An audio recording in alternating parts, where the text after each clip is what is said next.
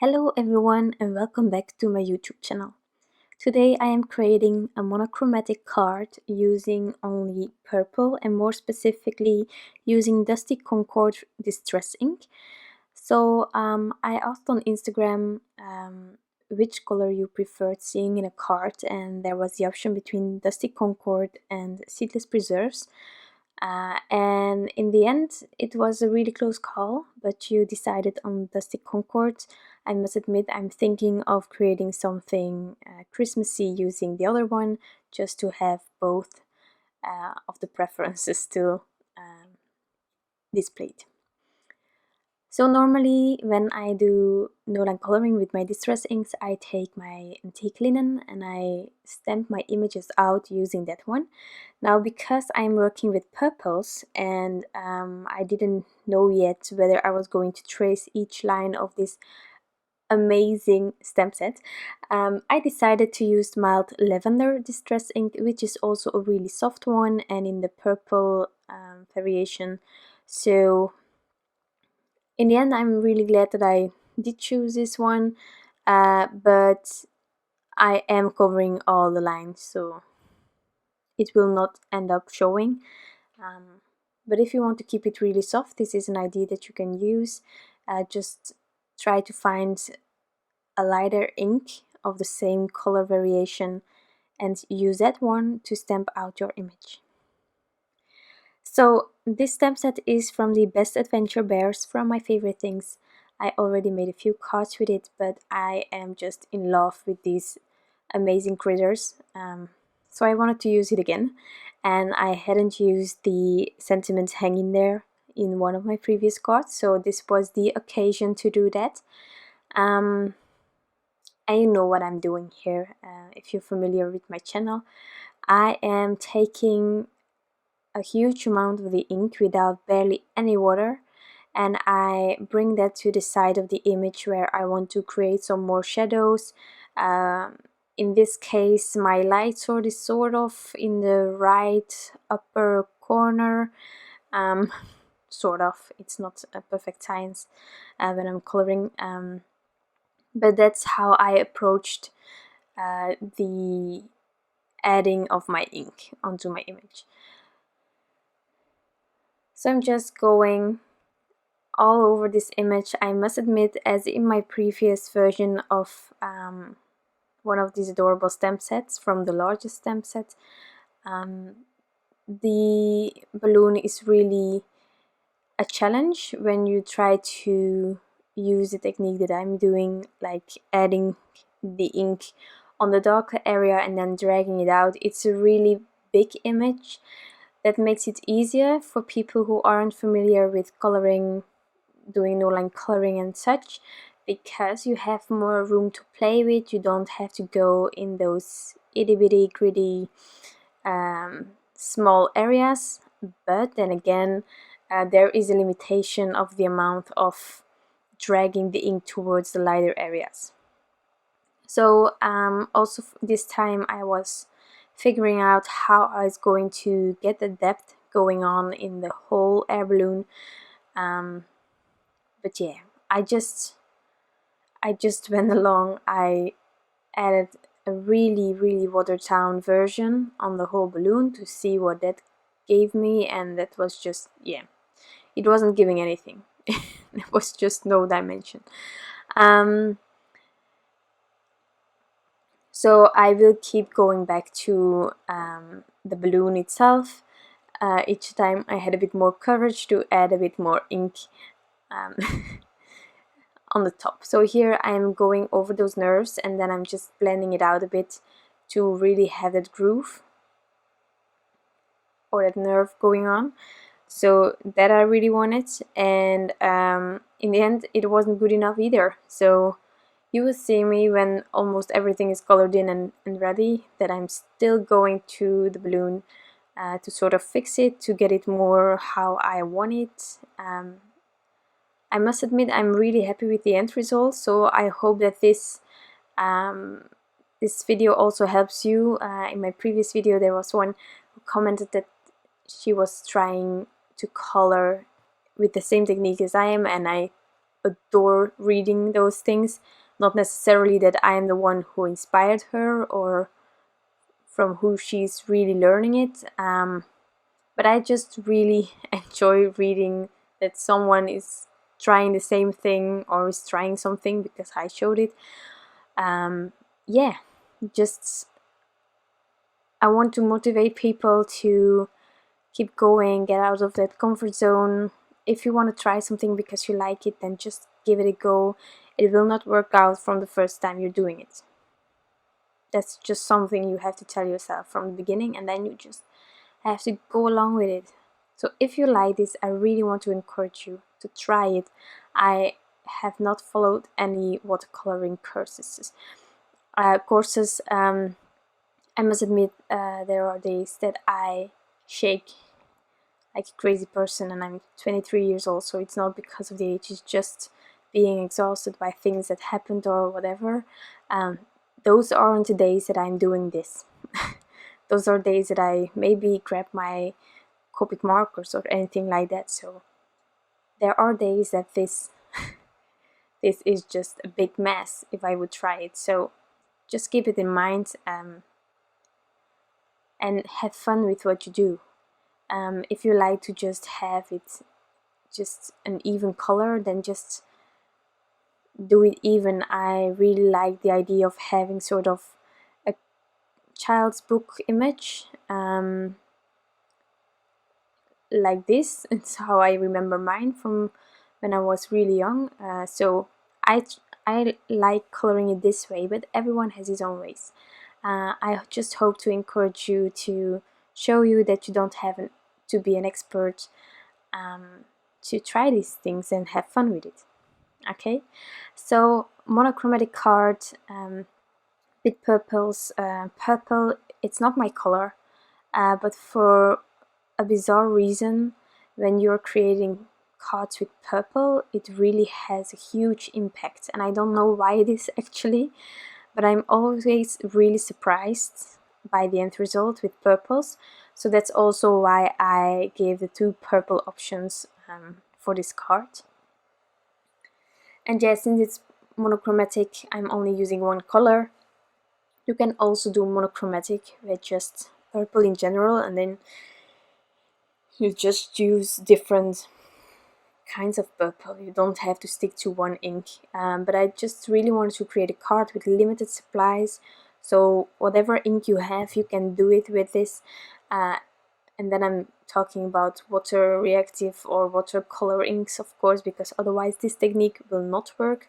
But just to let you see that sometimes you really don't have to have a lot of supplies. And for some people, that's really important to know. I remember when I started with card making, I just saw all these things and everything is beautiful. I'm not going to talk against that, and I wanted to have everything. And yeah, I had some stamps, and then I had some markers, and then I saw someone heat emboss, and I was like, I need to be able to heat emboss, otherwise I cannot make gorgeous cards. Even with limited supplies, you can create gorgeous cards.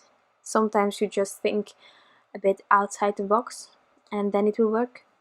So that's why I'm only using 1 purple ink color. But as you can see here, by layering and adding more layers, it's just creating other levels of purples, and you also get an image colored in.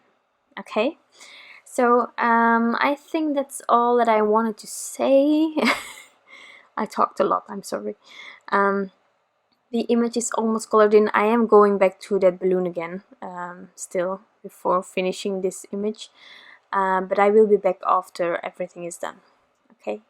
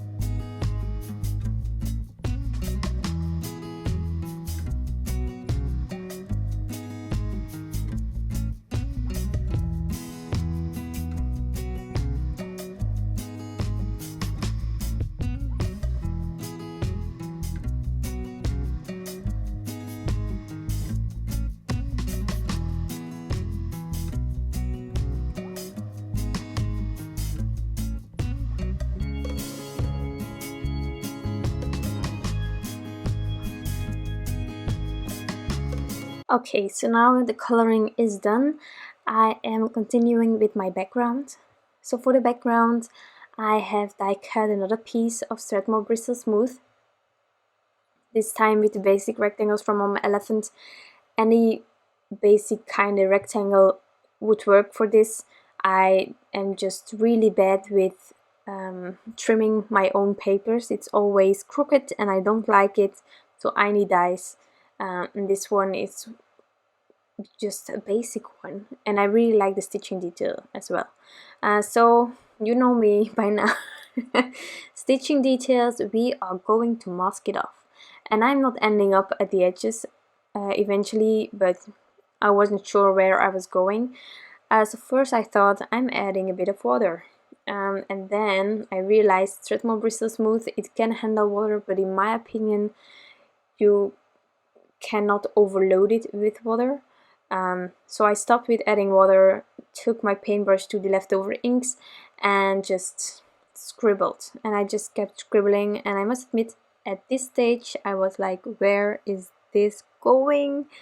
I wanted to really keep it with the limited supplies, and I just didn't want to grab stencil or anything like that. So scribbling. Now I am drying it because it wasn't drying quick enough, and then I will go over it again. So actually layering the ink again. And from now and then I'm just taking a damp paintbrush and moving it a bit, but not adding too much water, because again, this isn't really watercolor paper. Strathmore Bristol Smooth can handle it. If you have watercolor paper, you can definitely start with first scribbling down some water and go from there. But again, limited supplies for this card, with hopefully a huge impact. So that's what I'm going for. So now at this moment I want to see whether spacing was right, the space created was right. So I had to die cut my images, and then I could see whether there was enough space for a sentiment and where I was going to put everything.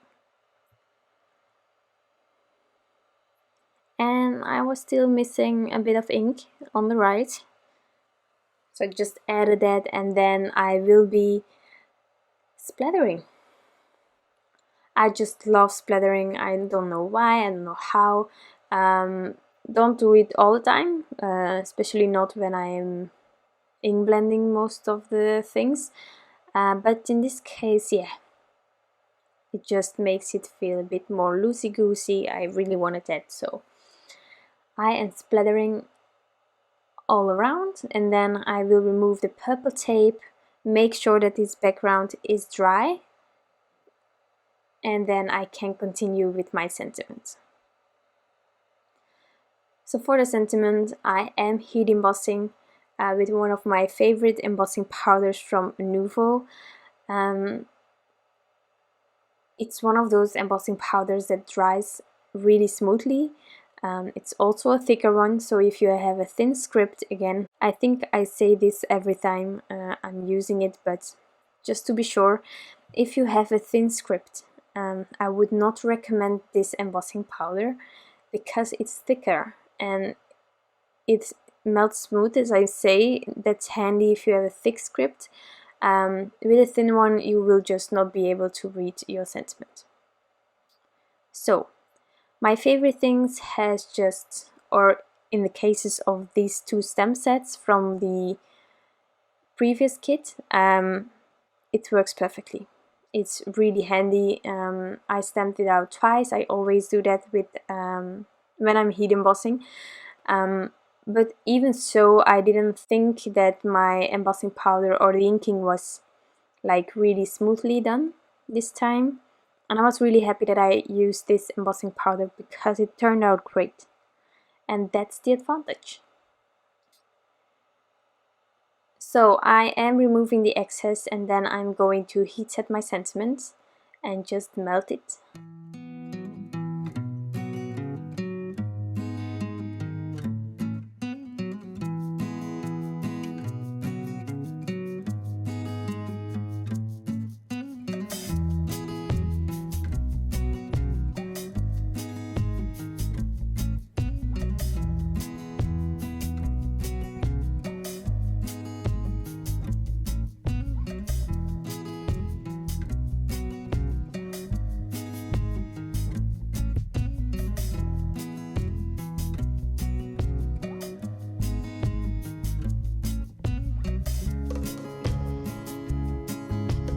So now I am going to add this image using thin foam squares from Scrapbook Adhesives.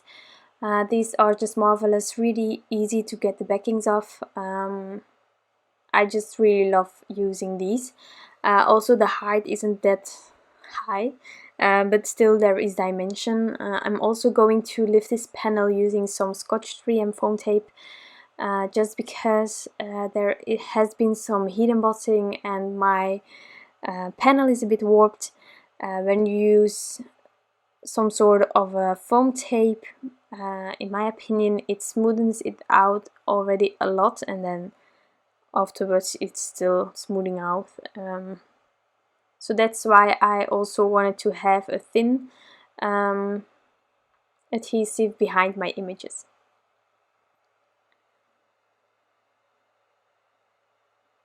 So for the rest, I am not adding any details to this card. There could have been some sequence, but I really wanted to keep this simple. The background is a bit organic, if you can say it like that, so I didn't want any more distraction going on. So yeah, this was my card.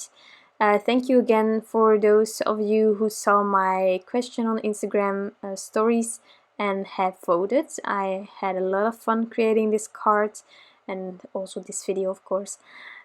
If you still have any questions, you can leave them down below. I will answer them as quick as possible. If you like this video and this card, you can always give this one a thumbs up. I would truly appreciate that. And for the rest, I am hoping that you have a wonderful day and that I will see you back again next time. Bye!